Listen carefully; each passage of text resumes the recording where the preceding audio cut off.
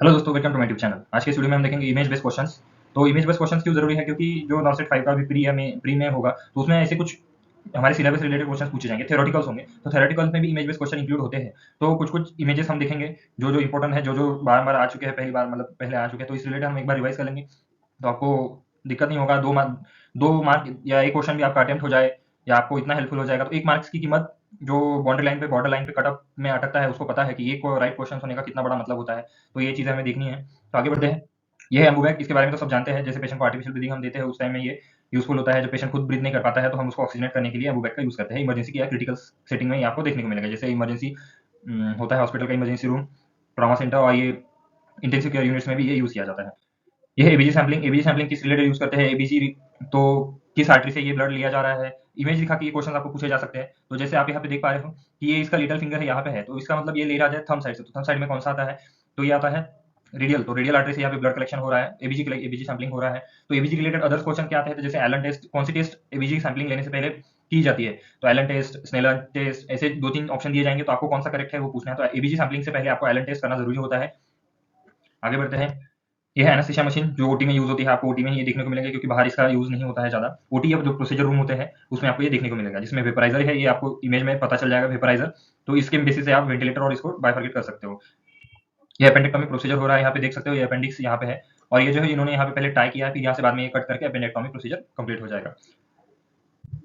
Ben circuit ensures that there is no rebreathing of excess gases. तो जो Excel gases हो, वो फिर से रीब्रीथ नहीं करता है पेशेंट। जैसे हम अम्बूम करते हैं पेशेंट को, तो क्या होता है, जो पेशेंट एक्सेल करता है वही एयर उसको फिर से जाने के चांसेस हो जाते हैं। लेकिन बेन सर्किट में स्पेशलिटी क्या है, इसके 2 लाइनिंग के ट्यूब होते हैं। जो आउटर लाइनिंग होती है वो एक्सेल एयर आउट करती है, और जो इनर लाइनिंग होती है वो पेशेंट को ऑक्सीजनेट करती है। तो हाई रेट ऑक्सीजन पेशेंट को जाता है, और जो एक्सेल एयर है वो सीधा बाहर जाता है, वो पेशेंट इसको रीब्रीथ नहीं कर पाता। ये बेन सर्किट का यूज है। ये ओटी सेटअप में बहुत यूज होता है, जैसे एनेस्थेटिक ड्रग्स देने के लिए पेशेंट को हाई फ्लो में, तो ये यूज किया जाता है। और इंटेंसिव केयर में भी आप इसको यूज देखने को मिलेगा। बेर अगर इसको ही बॉडी वार्मर भी कहेंगे, कोर बॉडी टेम्परेचर इससे मॉनिटर और मेंटेन होता है। तो ये ही बॉडी वार्मर है, ऐसे दिखने को मिलेगा। तो आप कंफ्यूज नहीं होना है, बेर अगर ही बॉडी वार्मर है, कुछ अलग चीज नहीं है, ये ध्यान में रखना है। बुजी आपको देखने को मिला, use in difficult intubation to afflict epiglottis and to see vocal cord. तो जैसे स्टीलेट स्टील का यूज करता है, तो ऐसे ये बुजी है, ये रियूजेबल है कुछ, या कुछ वन टाइम यूज वाले होते हैं, जिसे हम यूज नहीं कर सकते हैं, रीयूज नहीं कर सकते हैं ईटीओ करके।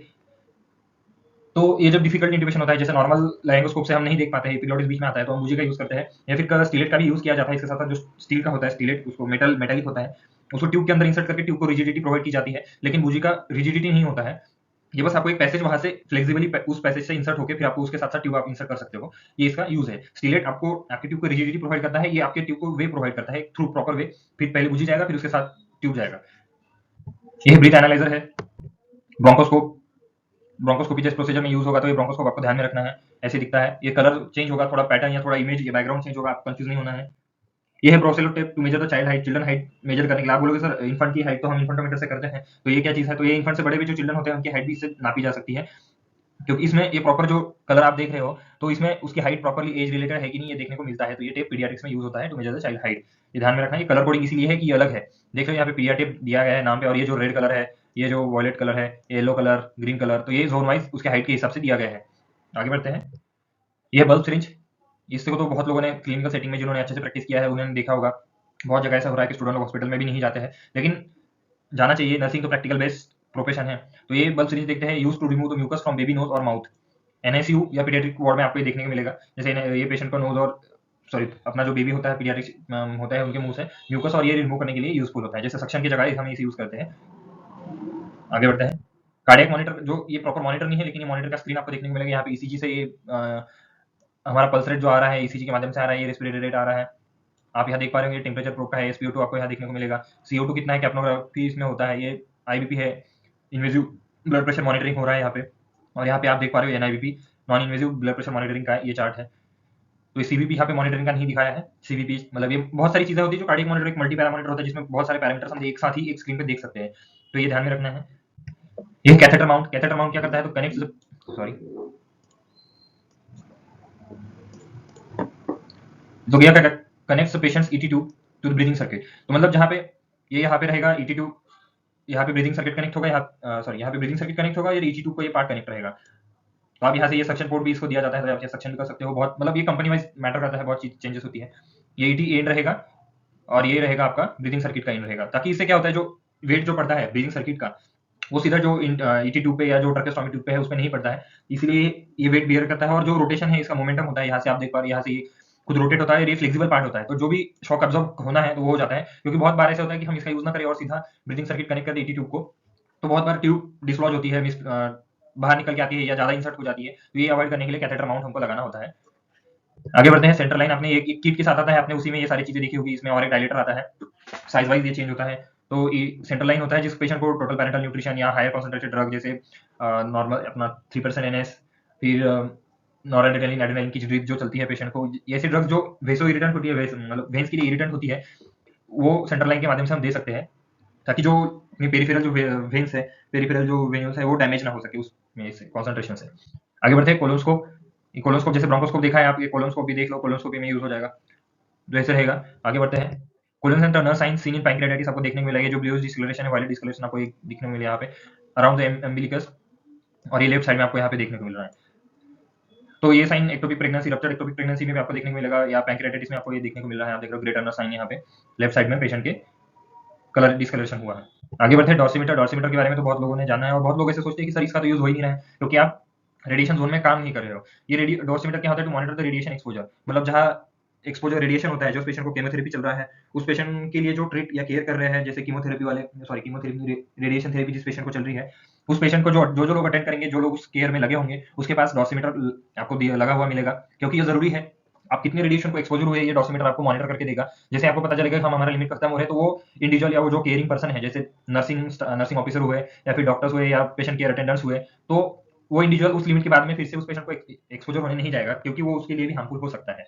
तो डॉर्सीमीटर का यही यूज है, ये रेडिएशन एक्सपोजर मॉनिटर करता है। ये डीवीटी पम्प, डिफेंस थ्रोम्बोसिस को अवॉइड करने के लिए ये डीवीटी पम्प यूज किया जाता है। आप देख रहे हो यहाँ पे ये मशीन होता है, इसके साथ साथ ये डीवीटी के पैड होते हैं, जो दोनों पैर में अच्छे से आपको रैप करने होते हैं, और इस पे टाइमर सेट करना होता है, कितने 1 मिनट 48 सेकंड में ये फिर से इन्फ्लेट डिफ्लेट होगा। तो ये टाइमर इस मशीन से सेट किया जाता है। इलेक्ट्रोएंसेफेलोग्राफी प्रोसीजर है। तो इसमें क्या होता है, जो ब्रेन वेव्स है, जो न्यूरो की कंडीशन है, डिसीज कंडीशन डायग्नोस करने के लिए कि प्रॉपर ब्रेन का कौन सा पार्ट डैमेज हुआ है, क्या हुआ है। तो जैसे पैरालाइज होता है, तो रीजन फाइंड आउट नहीं होता है पेशेंट का, तो इस प्रोसीजर के माध्यम से आप देख पा रहे हो यहाँ पे एक इलेक्ट्रोड्स लगाए हुए हैं, जो पूरा अपना ब्रेन का फंक्शनिंग मॉनिटर करेंगे। आगे बढ़ते हैं। एंडोट्रैकियल कफ प्रेशर मैनोमीटर। तो ये जो मैनोमीटर है, आप यहाँ देख पा रहे हो, ये जो मैनोमीटर है, तो ये जो कफ प्रेशर एक लिमिट में सेट रखना होता है। ये ज्यादा कम नहीं होना चाहिए और ज्यादा भी नहीं होना चाहिए। अगर कम होगा तो ये यहाँ से लीक हो जाएगा साइड से, और ज्यादा होगा तो जो पेशेंट का ट्रकिया है वो डैमेज होने के चांसेस हो जाते हैं, उसमें भी नेक्रोसिस हो सकता है। इसीलिए ये कफ प्रेशर मैनोमीटर आपको देखना, to monitor cuff pressure of endotracheal tube.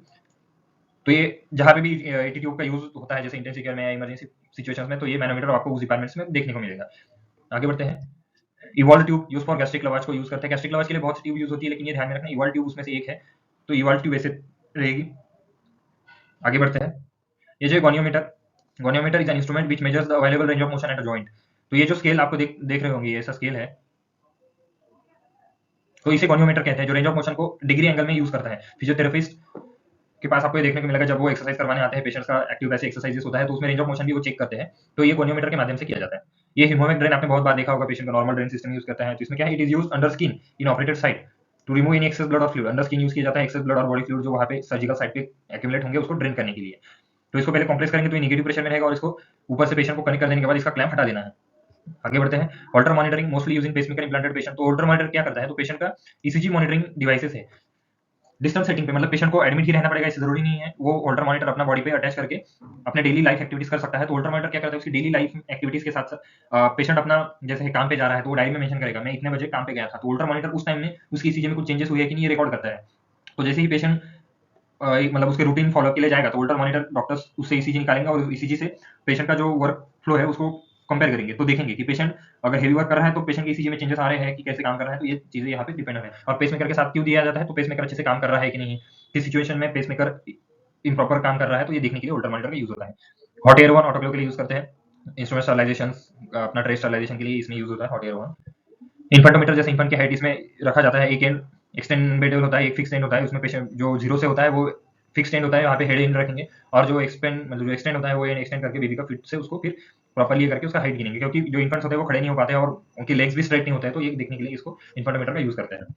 Infusion pump, इसको सिरिंज पंप ही कहेंगे। आप देख रहे हो यहाँ पे 50 सीसी का सिरिंज, ये कंपेटेबल है 50 सीसी 20 सीसी, ऐसे मतलब सिरिंजेस आप यहाँ से लगा पाओगे। यहाँ पे पिस्टन को ये पीछे से लॉक करना है, और यहाँ पे आप प्रॉपर्ली उसका फ्लो रेट, इसका ड्रग नेम सारा सेट करके इसमें पेशेंट को शुरू कर सकते हो। तो आप ये अगर ऑक्सीजन आएगा तो इसका अलार्म सिस्टम बजेगा, ये खत्म हो रहा है तो इसका अलार्म अलग से बजेगा। ये मॉनिटरिंग के लिए इंटेंसिव केयर सेटिंग्स में बहुत यूज होते हैं syringe pump, infusion pump. Ishihara chart ये डिटेक्ट कलर ब्लाइंडनेस होता है, जैसे ये कलर ऐसे बुकलेट रहेगा, उसमें आपको देखना होता है कि ये अंदर के नंबर्स क्या मिल रहे हैं। अगर आपको कलर ब्लाइंडनेस है तो आपको अंदर के नंबर अच्छे से दिखाई नहीं देंगे, जैसे ये 21 है, ये 29, ये 12 है, तो ये जिनको कलर ब्लाइंडनेस है ये कलर दिखाई नहीं देगा। तो आप लोग भी जिनमें जो लोग ये वीडियो देख रहे हैं वो लोग भी अपना कलर ब्लाइंडनेस का टेस्ट यहाँ से करवा सकते हो। हंसने वाली बात नहीं है, अगर आपको कलर ब्लाइंडनेस है तो आप पहले ही गेस मतलब ये कर लो, बाद में आपको मेडिकेशन जो मेडिकल होगा नॉर्थ साइड में लगने के बाद तो तब दिक्कत ना आए। तो आगे बढ़ते हैं। Jackson port drain, Jackson Pratt drain ये होता है पोर्ट ड्रेन। तो it is close suction, sorry, तो ये क्या है, क्लोज सक्शन ड्रेन है। Close suction medical device that is commonly used as a post operative drain for collecting body fluids from surgical site. Drain तो सारे उसी लिए यूज होते हैं तो दिक्कत ही नहीं है, लेकिन एक क्लोज सक्शन है। आगे बढ़ते हैं। नी सीपीएम मशीन, तो ये क्या है, कंटिन्यूअस पैसिव मोशन। ये जो सीपीएम है, सीपीएम का लॉन्ग फॉर्म क्या है, कंटिन्यूअस पैसिव मोशन। ये क्या है, use after total knee replacement surgery, क्योंकि ये नी सीपीएम मशीन है तो न्यू नी रिप्लेसमेंट होता है तो पैसिव एक्सरसाइज जो करवाता है, तो ये मशीन खुद से ही थोड़े थोड़े टाइम में लिमिट में सेट करने के बाद वो पैसिव एक्सरसाइज कराना शुरू कर देता है। तो ये ध्यान में रखना है, ये रहा सीपीएम, यहाँ पे ये पैसिव एक्सरसाइज करवाएगा पेशेंट का। ये लैरिंगोस्कोप, लैरिंगोस्कोप के दो टाइप होते हैं, मतलब ये स्ट्रेट ब्लेड जो पीडियाट्रिक्स में यूज होगा और ये कर्व ब्लेड जो मैक 0 1 2 4 1 2 3 4 हम यूज करेंगे। इसमें ब्लेड नंबर वाइज मैंने नहीं दिया है, लेकिन ये जो कर्व रहेंगे ये मैक रहेंगे, मैक्टॉश, और ये जो मिलर के रहेंगे जो स्ट्रेट रहेंगे। तो इसकी नंबरिंग 0 1 2 3 4 एडल्ट्स के लिए जो नॉर्मल यूज होते हैं उसकी रहेगी। ये लैरिंगोस्कोप है, पेशेंट को इंट्यूबेट करते टाइम या उसकी लैरिंगोस्कोपी करते टाइम इसका यूज किया जाता है, या उसका ट्रकिया मतलब जो एयरवे मैनेजमेंट, एयरवे ऑब्जर्वेशन के लिए या एयरवे इंस्पेक्शन के लिए लैरिंगोस्कोप का यूज होता है। यह लोगन बो यूज आफ्टर क्लिफ्ट लिफ्ट, और सॉरी ये स्पेलिंग मिस्टेक है, ये और है प्लेट रिपेयर। क्लिफ्ट लिफ्ट और क्लिप पैलेट जो होता है, क्लिप लिफ्ट और क्लिप पैलेट जो रिपेयर होता है उसके बाद में ये लगाया जाता है लोगन बो, इसको कहते हैं, ये जो देख रहे हो आप ये लोगन बो है। तो ये यूज किया जाता है जब पीडियाट्रिक्स में सर्जरी हो जाता है, तो जैसे क्लिप लिफ्ट क्लिप पैलेट की, तो उसको यूज करता है लोगन बो। लोगन बो ध्यान में रखना, Logan bow. Montgomery strap, this type of dressing is used when frequent dressing change is required. तो इसमें क्या होता है, जो फ्लैप ये स्ट्रैप होता है, तो ये इस साइड आप देख रहे हो यहाँ से 3 और इस साइड में भी आपको यहाँ पे उस साइड में हाइड रहेगा देखने के लिए। ये स्ट्रिप पेशेंट की बॉडी को एडिजिव पोर्शन है उसका ये रहेगा, और जो नॉन एडिजिव पोर्शन है यहाँ पे टाई किया रहेगा। ये देख रहे हो यहाँ से लेके ये सारा नॉन एडिजिव है। कलर चेंज कर देता हूँ तो आपको अच्छे से समझ में आएगा। ये जो इतना पार्ट है ये नॉन एडिजिव है, तीनों स्ट्रैप का आप देख रहे हो यहाँ पे। तो ये यहाँ पे उस साइड से 3 और इस साइड से 3 जैसे आप लगाना चाहो उसे लगाओ, और यहाँ पे टाई किया जाता है। और जो नीचे का ये ड्रेसिंग है, जो पैड है, ये जो स्क्वायर पैड आपको नीचे देख रहा है, ये है ड्रेसिंग शोकेस के लिए यूज किया, जैसे कैमजी पैड या कॉटन का ड्रेसिंग होगा ये यूज करेंगे। तो जैसे बार बार ड्रेसिंग चेंज करना पड़ रहा है तो हमें क्या करना है, बस यहाँ से नॉट खोलना है और कैमजी पैड हमें चेंज करके फिर से लगा देना है। ये रहा मॉन्टेगोमेरी स्ट्रैप। आगे बढ़ते हैं। Malecot catheter, use to provide drainage following open renal और ब्लैडर सर्जरी। मेलियोट कैथेटर कहाँ भी यूज करते हैं, तो ओपन रीनल और ब्लैडर सर्जरीज होते हैं तो उसमें ये यूज किया जाता है। नेगेटिव प्रेशर थेरेपी, जैसे नेक्रोसिस होता है या फिर बेड सोर होते हैं पेशेंट को 3rd डिग्री तक से, जो बोन एक्सपोज होते हैं, तो उस टाइप में ये ड्रेसिंग यूज की जाती है। नेगेटिव प्रेशर थेरेपी होती है। इसमें क्या कहते हैं, to drawing out fluid and infection from wound to help the heal. मतलब एक इलेक्ट्रॉनिक डिवाइस, इलेक्ट्रॉनिक सक्शन छोटा जो होता है वो लगाया जाता है, जो कि पूरा जो मैटर मतलब इन्फेक्टेड वेस्ट जो होता है, नेक्रोटिक पार्ट जो होता है वो पेशेंट का ड्रेन में खींचता रहता है, और जो फ्लूइड्स एक्यूमुलेट होगा वो भी इन्फेक्टेड फ्लूइड्स को कलेक्ट कर लेगा अपने चेंबर में। आगे बढ़ते हैं। Non invasive ventilation mask, NIV mask, non invasive ventilation. तो ये किस पेशेंट में यूज करते हैं, जिनको इंट्यूबेशन की रिक्वायरमेंट नहीं है, बस उनको थोड़ा ब्रीदिंग के लिए सपोर्ट चाहिए, उतने टाइम में वो खुद से नॉर्मली ब्रीथ नहीं कर पाते, तो उनको ये देते हैं। जो अवे मतलब कॉन्शियस रहेंगे लेकिन वो इनमें अपना प्रॉपर वेंटिलेट खुद को नहीं कर पाएंगे, मतलब जैसे खुद रेस्पिरेशन प्रॉपरली नहीं हो पा रहा है, तो उस टाइम में हम एनआईवी लगाते हैं। या फिर बहुत टाइम ऐसा होता है कि पेशेंट को इंट्यूबेशन की रिक्वायरमेंट होती है लेकिन रिलेटिव उनको डू नॉट इंट्यूबेट का फॉर्म भरवा के देते हैं, जो कंसेंट होता है do not intubate, do not risk वाला, ऐसे कंसेंट्स होते हैं, तो ये भर के फिलअप करके देते हैं रिलेटिव हो या खुद पेशेंट भी होता है, क्योंकि उनको वो तकलीफ नहीं चाहिए, तो उस टाइम में भी हम उस पेशेंट को एनआईवी यूज करते हैं। आगे बढ़ते हैं। ये भी वेंटिलेशन का मोड है, इन्वेजिव और नॉन इन्वेजिव होता है। इन्वेजिव मतलब जो ईटी कर रहे हैं या ट्रकेस्टोमी कर रहे हैं, और नॉन इन्वेजिव मतलब ये रहेगा